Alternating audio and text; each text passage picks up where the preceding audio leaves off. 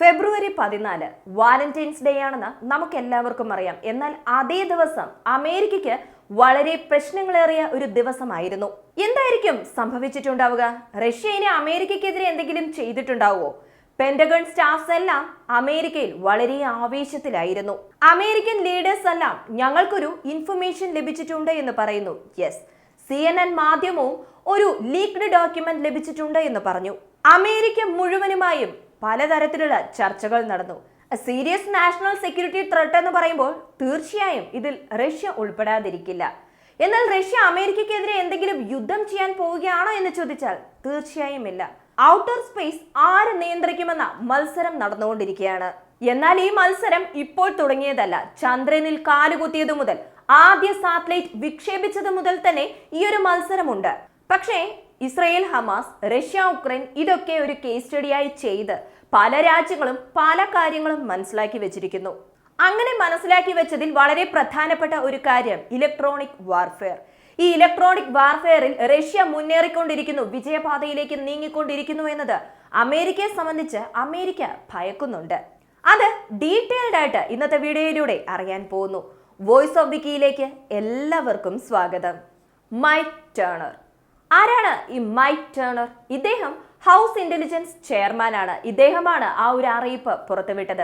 Yes, അമേരിക്കയ്ക്ക് a serious national security threat ഉണ്ട് എന്ന്. അത് മറ്റൊന്നുമല്ല, അണുവായുധം തന്നെയാണ്.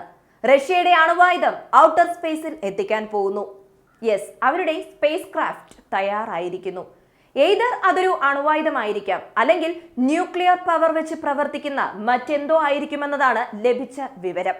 ലഭിച്ച ഇൻഫർമേഷൻ ഒന്നിന് 2 പ്രാവശ്യം റീചെക്ക് ചെയ്ത് നോക്കുന്നു. റീചെക്ക് എന്ന് പറയുന്ന സമയത്ത് ഇതുവരെ റഷ്യ നടത്തിയിട്ടുള്ള ടെസ്റ്റിംഗ്, അതുമൂലം ഉണ്ടായിരിക്കുന്ന ആഫ്റ്റർ എഫക്ട്സ്, അതുപോലെ അവർക്ക് ലഭിച്ച സ്പൈ ന്യൂസ്, ഇതെല്ലാം വെച്ച് ലഭിച്ച വിവരം റീചെക്ക് ചെയ്യുന്നു.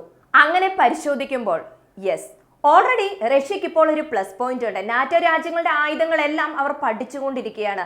ആ ആയുധങ്ങൾ എന്തൊക്കെ വെച്ചാണ് നിർമ്മിച്ചിരിക്കുന്നത്, അതെങ്ങനെയാണ് ഉപയോഗിക്കുന്നത്, അതിനെ എങ്ങനെ ന്യൂട്രലൈസ് ചെയ്യാം, അല്ലെങ്കിൽ ആ ആയുധം ന്യൂട്രലൈസ് ചെയ്യുന്നതിന് മുമ്പ് ആയുധത്തിൽ നിന്നും എങ്ങനെ രക്ഷപ്പെടാം, ഇങ്ങനെയുള്ള പല കാര്യങ്ങൾ ഡീറ്റെയിൽഡ് ആയി തന്നെ റഷ്യ പഠിച്ചുകൊണ്ടിരിക്കുകയാണ്. ഉക്രൈനെ സഹായിക്കുന്നു എന്നും പറഞ്ഞ് പാശ്ചാത്യ രാജ്യങ്ങൾ ഉക്രൈന് കൊടുത്ത പല സഹായങ്ങളും റഷ്യ പൂർണ്ണമായും തന്നെ മാക്സിമവും ഇല്ലാതാക്കി എന്ന് തന്നെ പറയാം.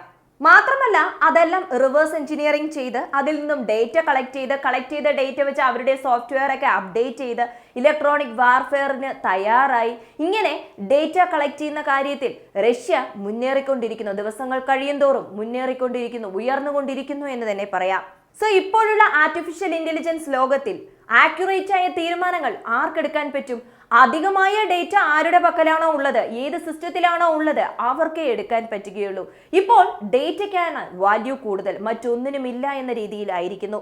സോ ഡാറ്റ എന്ന് പറയുമ്പോൾ നിങ്ങളുടെ ഡേറ്റ മോഷ്ടിച്ച് മറ്റുള്ളവർക്ക് വിൽപ്പന ചെയ്യുക, ഒരു രാജ്യത്തിന്റെ തന്നെ സീക്രട്ട് ഡേറ്റയെല്ലാം കളക്ട് ചെയ്യുക, അങ്ങനെ കളക്ട് ചെയ്ത സീക്രട്ട് ഡേറ്റ ഉപയോഗിച്ച് ആ രാജ്യത്തെ തന്നെ പൂർണ്ണമായും ഇല്ലാതാക്കുക, ഇങ്ങനെയൊക്കെ ഡേറ്റ വെച്ചാണ് ഇപ്പോൾ പ്രവർത്തനം നടന്നുകൊണ്ടിരിക്കുന്നത്. അങ്ങനെ നോക്കുന്ന സമയത്ത് റഷ്യയുടെ പക്കൽ അനേകം ഡേറ്റകളുണ്ട്. അമേരിക്കയുടെ അടുത്ത പ്രശ്നം എവിടെ നിന്നുമാണ് വരുന്നത് എന്ന് ചോദിക്കുകയാണെങ്കിൽ സ്റ്റാർലിങ്ക്. അമേരിക്ക വളരെയധികം വിശ്വസിച്ചുകൊണ്ടിരിക്കുകയാണ്. അമേരിക്കയുടെ പലതരത്തിലുള്ള യന്ത്രങ്ങൾ, ആയുധങ്ങൾ ഇതെല്ലാം പ്രവർത്തിക്കുന്നത് ഡയറക്റ്റായി സാറ്റലൈറ്റ് കമ്മ്യൂണിക്കേഷൻ വഴിയാണ്. സോ ഇങ്ങനെ സാറ്റലൈറ്റ് വഴി ഡയറക്റ്റായി കമ്മ്യൂണിക്കേറ്റ് ചെയ്തില്ല എന്നുണ്ടെങ്കിൽ എല്ലാം പരാജയപ്പെടും. അമേരിക്ക വിൽ ബി ബ്ലൈൻഡ് എന്ന് പറയുന്നു. കാരണം അമേരിക്കയുടെ ആയുധങ്ങളെല്ലാം വില കൂടിയവയാണ്. അമേരിക്കയുടെ ആയുധങ്ങളെല്ലാം ഇന്റർലിങ്ക് ആണെന്നും പറയപ്പെടുന്നു. ഒരു വാർസോൺ ഉണ്ടെന്ന് കരുതുക. ആ വാർസോണിലെ ഡ്രോൺ തൊട്ടടുത്തുള്ള കപ്പലുമായി കമ്മ്യൂണിക്കേറ്റ് ചെയ്യും. ആ ഡ്രോൺ അടുത്ത് വരാനിരിക്കുന്ന മിസൈലുമായി കമ്മ്യൂണിക്കേറ്റ് ചെയ്യും. ഈ മിസൈൽ റഡാർ സ്റ്റേഷനുമായി കമ്മ്യൂണിക്കേറ്റ് ചെയ്യും. റഡാർ സ്റ്റേഷൻ ആണെങ്കിൽ കൺട്രോൾ സ്റ്റേഷനുമായി കമ്മ്യൂണിക്കേറ്റ് ചെയ്യും. സോ ഇങ്ങനെ എല്ലാം ഇന്റർലിങ്ക് ആയിരിക്കുകയാണ്. ഈ ഇന്റർലിങ്ക് സാധ്യമാകുന്നതിന്റെ പ്രധാന കാരണം സാറ്റലൈറ്റ് കമ്മ്യൂണിക്കേഷൻ. സോ ആ സാറ്റലൈറ്റിനെ തന്നെ ഇല്ലാതാക്കണം എന്നതാണ് റഷ്യയുടെ ലക്ഷ്യമെന്ന് പറഞ്ഞാണ് എല്ലാവരും ഇപ്പോൾ ഭയന്നുകൊണ്ടിരിക്കുന്നത്. ഇതാണ് നാഷണൽ സെക്യൂരിറ്റി ത്രെട്ട് എന്ന് പറഞ്ഞത്. അങ്ങനെയാണെങ്കിൽ A serious national security threat എന്നത് സാറ്റലൈറ്റിനെ അറ്റാക്ക് ചെയ്യുന്നതാണോ എന്ന് ചോദിച്ചാൽ തീർച്ചയായും ഇത് അതല്ല എന്നാണ് പറയുന്നത്. സോ ഔട്ടർ സ്പേസിനെ 3 തരത്തിൽ ഏത് രാജ്യത്തിന് വേണമെങ്കിലും പ്രയോജനപ്പെടുത്താം. ഒന്നാമത്തെ കാര്യം, സ്പേസിലെ ഒരു സാറ്റലൈറ്റിനെ നശിപ്പിക്കുന്നതിന് ഒരു ആയുധത്തെ ഓർബിറ്റിൽ എത്തിക്കുക അല്ലെങ്കിൽ സ്പേസിൽ എത്തിക്കുക എന്നതാണ്.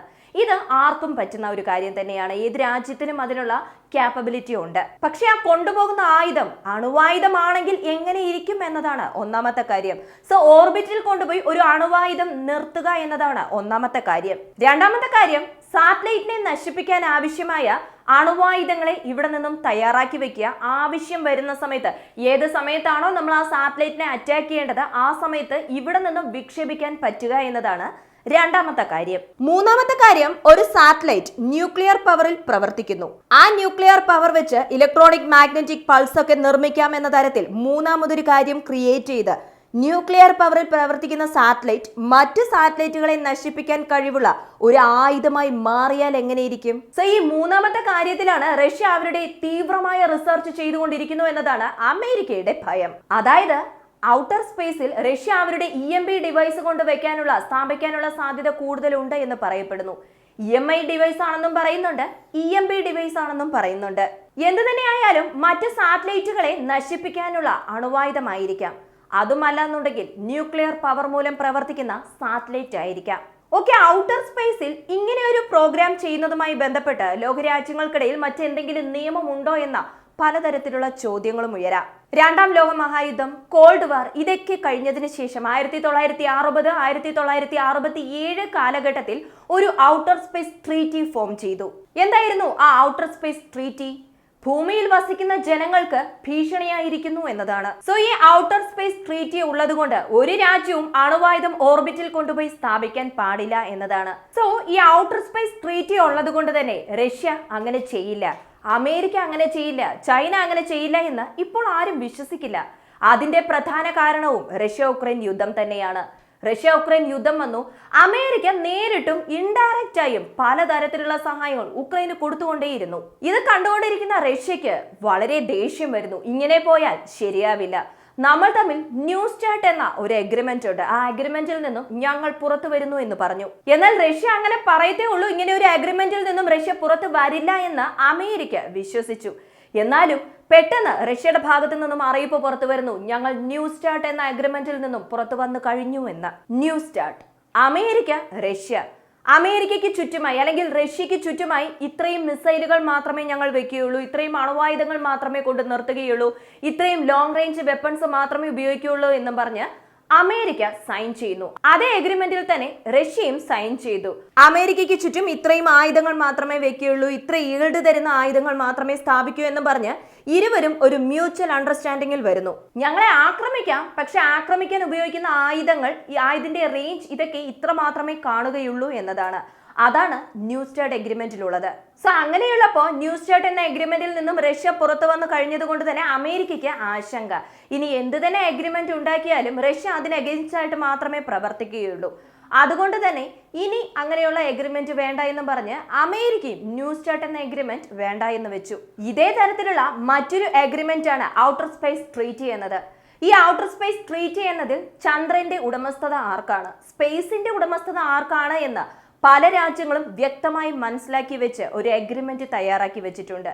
ഈ എഗ്രിമെന്റ് 2024 പ്രാവർത്തികമാകുമോ ഇല്ലയോ എന്നതാണ് ഇവിടെ സംശയവും. ഒരു 5 വർഷത്തിന് മുമ്പൊക്കെ ഡ്രോൺ എന്നത് അധികം ആരും കേട്ടിട്ടുണ്ടാവില്ല. കല്യാണത്തിനൊക്കെ, വലിയ വലിയ കല്യാണത്തിനൊക്കെ ഡ്രോണുകൾ ഉപയോഗിക്കുന്നു വീഡിയോ എടുക്കാനായി എന്ന് നമ്മൾ കേട്ടിട്ടുണ്ടാകും. പക്ഷെ ഒരു യുദ്ധത്തിൽ ഡ്രോണുകൾ ഉപയോഗിക്കുക എന്നത് നമ്മൾ കണ്ടത് റഷ്യ ഉക്രൈൻ യുദ്ധവും അതുപോലെ ഇസ്രയേൽ ഹമാസ് യുദ്ധം, തുർക്കിയുടെ അസർബൈജാൻ അർമേനിയ യുദ്ധം ഇതൊക്കെ വന്നതിന് ശേഷമാണ്. ഒരു വാർ സോൺ ഉണ്ടെങ്കിൽ അവിടെ ഏറ്റവും അധികം നാശനഷ്ടം ഉണ്ടാക്കുന്നതും ഇതേ ഡ്രോണുകൾ തന്നെയാണ്. അതും ഫസ്റ്റ് പേഴ്സൺ വ്യൂ ഡ്രോൺ. ഒരു ഡ്രോൺ സൈനികരെ ഐഡന്റിഫൈ ചെയ്യുന്നു, സൈനികനെതിരെ ബോംബ് വിക്ഷേപിക്കുന്നു, സൈനികന്റെ കഥ കഴിയുന്നു. ഇങ്ങനെയുള്ള ഡ്രോണുകളിൽ നിന്നും രക്ഷപ്പെടാനുള്ള മാർഗമില്ലാത്ത സാഹചര്യത്തിലേക്ക് സൈനികർ നീങ്ങിക്കൊണ്ടിരിക്കുന്നു എന്ന് പറയാം. ആദ്യം ഗ്രൗണ്ട് അറ്റാക്ക് ആണ് അധികമായി ഉണ്ടായിരുന്നത്. അതിനുശേഷം എയർഫോഴ്സ് വരുന്നു, എയർഫോഴ്സ് അങ്ങോട്ടും ഇങ്ങോട്ടും യുദ്ധം ചെയ്യുന്നു. പിന്നീട് വന്നത് ഡ്രോൺ അറ്റാക്ക് ആണ്, ഡ്രോൺ സേന വരുന്നു. ഈ ഡ്രോൺ അറ്റാക്കും കൂടെ കഴിഞ്ഞു കഴിഞ്ഞാൽ ഇനിയുള്ളത് ഔട്ടർ സ്പേസ് മാത്രമാണ്. ഔട്ടർ സ്പേസിലെ സാറ്റലൈറ്റിനെ നശിപ്പിച്ചു കഴിഞ്ഞാൽ മുഴുവനായും ഈ കമ്മ്യൂണിക്കേഷൻ തന്നെ ഇല്ലാതാക്കാം. പിന്നീട് യുദ്ധം ചെയ്യുന്നവർക്ക് വളരെ അനുകൂലമായ സാഹചര്യത്തിലേക്ക് വരും. പല രാജ്യങ്ങളും ഇപ്പോൾ ഇതിന്റെ പുറകിൽ കഠിനാധ്വാനത്തിലാണുള്ളത്. ഇതിൽ പ്രത്യേകിച്ച് അമേരിക്കയുടെ അനുകൂല രാജ്യങ്ങൾ അല്ലെങ്കിൽ അനുകൂല സ്ഥാപനങ്ങൾ, അനുകൂല ഫാക്ടറികൾ റഷ്യയെ സപ്പോർട്ട് ചെയ്യുന്നു എന്നത് അമേരിക്കയ്ക്ക് വളരെ ബുദ്ധിമുട്ടുണ്ടാക്കുന്നുണ്ട്. ഇതിൽ സ്റ്റാർലിങ്ങിന്റെ ടെർമിനേഷൻ റഷ്യ ഉപയോഗിച്ചിരിക്കുന്നു എന്ന ഷോക്കിംഗ് ഇൻഫർമേഷൻ അമേരിക്കയ്ക്ക് ലഭിക്കുന്നു. അപ്പൊ സ്റ്റാർലിങ് റഷ്യ ഉപയോഗിക്കുന്നു എങ്കിൽ അപ്പോൾ സ്റ്റാർലിങ് വെച്ച് റഷ്യ എന്തോ പഠിച്ചിട്ടുണ്ട്, സ്റ്റാർലിങ് റഷ്യ ഉപയോഗിക്കുന്നുണ്ട്, സ്റ്റാർലിങ്ങിന്റെ ഡേറ്റ റഷ്യക്ക് ലഭിച്ചിട്ടുണ്ടാകും. Satellite communication, private internet, private satellite ഇതെല്ലാം റഷ്യക്കും ഫീസിബിൾ ആണ്. സോ അമേരിക്ക കുറച്ച് ശ്രദ്ധിക്കാമെന്നും പറഞ്ഞ് വളരെ വലിയ രീതിയിൽ കഷ്ടപ്പെട്ട് ഇങ്ങനെയുള്ള അറിയിപ്പ് പുറത്തുവിട്ടു. റഷ്യ ശരിക്കും ഔട്ടർ സ്പേസിൽ EMI ഡിവൈസ് അല്ലെങ്കിൽ EMP ഡിവൈസസ് നിർമ്മിക്കുന്നുണ്ടോ? അങ്ങനെയാണെങ്കിൽ എന്ത് ചെയ്യണം? ഉടനെ ഇതിനൊരു സൊല്യൂഷൻ കണ്ടുപിടിക്കണം. ഒരു കൗണ്ടർ ഒഫൻസീവ് കൊടുക്കാൻ മാത്രം അമേരിക്കയുടെ പക്കൽ ഇപ്പോൾ ടെക്നോളജി ഇല്ല, പണവുമില്ല. സോ ഇതിൽ നിന്നും എങ്ങനെ രക്ഷപ്പെടാം, റഷ്യ എങ്ങനെ കൺട്രോൾ ചെയ്യാമെന്ന ആലോചനയിലാണ് അമേരിക്ക ഉണ്ടായിരുന്നത്. ഫെബ്രുവരി മാസം 14-ാം തീയതി മുതൽ 20-ാം തീയതി വരെ ഈ പ്രശ്നം അമേരിക്കയിൽ ഉണ്ടായിരുന്നു. ഇത് കൂടുതലായും നമ്മൾ അറിയാത്തത് കൊണ്ട് തന്നെ ഇതൊക്കെ എന്റെ സങ്കല്പമാണെന്നും പറഞ്ഞ് നിരവധി പേർ കമന്റ് ചെയ്യാനും സാധ്യത കൂടുതലാണ്. നിങ്ങൾക്ക് അറിയണമെന്നുണ്ടെങ്കിൽ ചെറുതായി ഒന്നോ ഗൂഗിളിലോ മറ്റെന്തെങ്കിലും സെർച്ച് എഞ്ചിൻസിൽ ഒന്ന് സെർച്ച് ചെയ്ത് നോക്കിയാൽ മതി. Outer space problem between America and Russia എന്ന് അടിച്ചു കൊടുത്താൽ തന്നെ അതിന്റെ കൂടുതൽ ഡീറ്റെയിൽസ് നിങ്ങൾക്ക് തന്നെ കാണാവുന്നതാണ്.